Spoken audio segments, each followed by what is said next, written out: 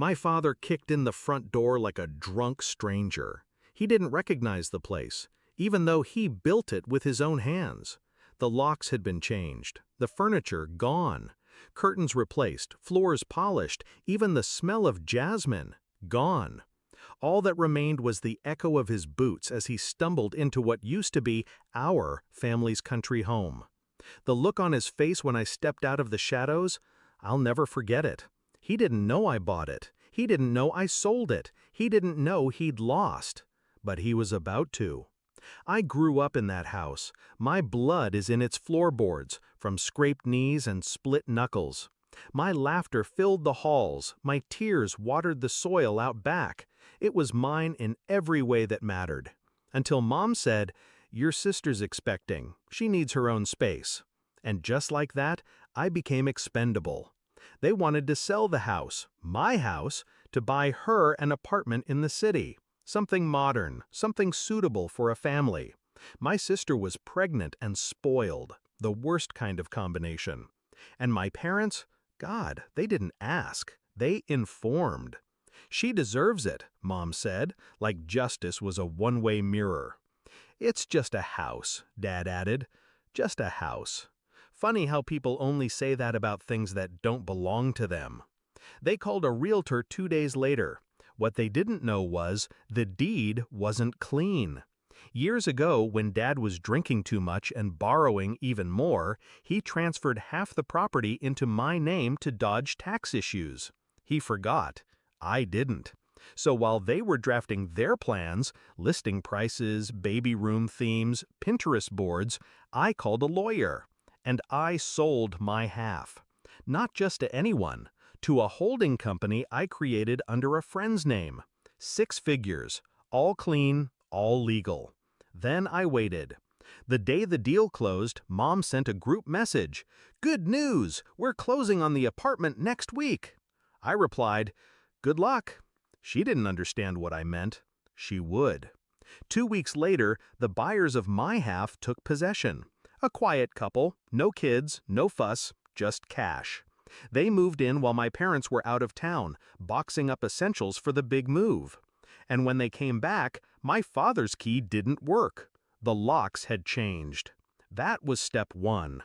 Step 2 was Dad breaking in like a damn burglar, which gave the new owners just enough reason to call the police. Trespassing, disorderly conduct, resisting arrest. When they cuffed him on his own front lawn, he looked at me like I was a ghost. But I wasn't. I was justice. Back when I was 12, I remember Dad telling me, family doesn't steal from family. I believed him. So when they first told me they were selling the house without even involving me, I waited. Waited for one of them to remember I existed. They didn't. It's one thing to favor a sibling, it's another to erase the other. After Dad's arrest, Mom called in hysterics. "Why would you do this?" I stayed calm. My voice was flat. "You mean sell my half of the house?" Silence. Then a crack in her tone. "You didn't have to do it like this." But I did. Because if I hadn't, they would have cashed in the one place that held every piece of me to give my sister granite countertops and walk-in closets. Because she's having a baby. I'm not bitter about the baby. I'm bitter about what they thought I was worth. Apparently, a down payment. I visited Dad 2 days later. His hands trembled, not from fear, but from shame. Finally, he understood. "You set me up." I nodded. "You left me no choice." He exhaled like a man watching everything crumble, not because of an enemy, but because of a son. "I built that house," he whispered. I stared at him for a long time before answering.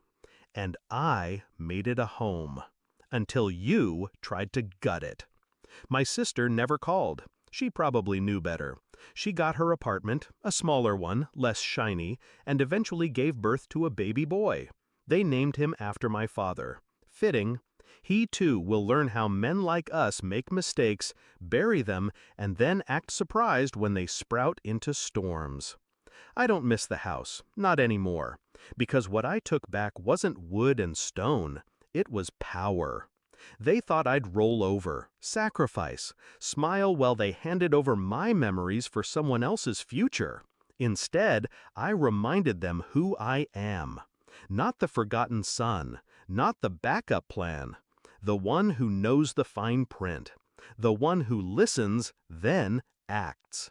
These days, I live in a quiet apartment overlooking the sea. Small, simple, mine. Every morning, I make coffee and think about that house, not with regret, with satisfaction.